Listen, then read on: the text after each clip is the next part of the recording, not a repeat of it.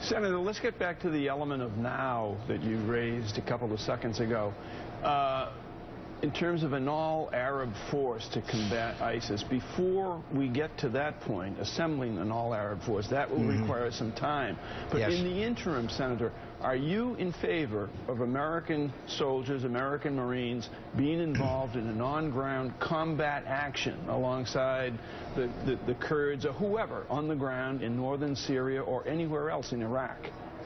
I'm very much in favor of forward air controllers, special forces, some embedded trainers, and others that literally make the difference between a fighting force that's capable and one that is not.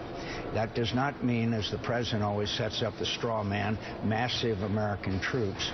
But what it does mean is that we have an injection of American forces that can give them the capability, both in the form of air controllers and also trainers and special forces and other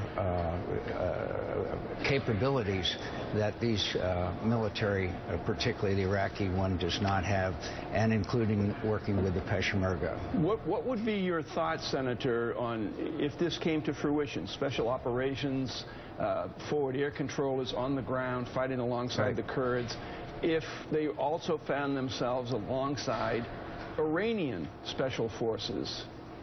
That would be totally unacceptable, and this whole idea of an unholy alliance between ourselves and Iran, I think, is the worst idea I've ever heard in my life. Iran is on the move in Syria, in Lebanon, in Iraq, now in Yemen. They sponsor the Houthis.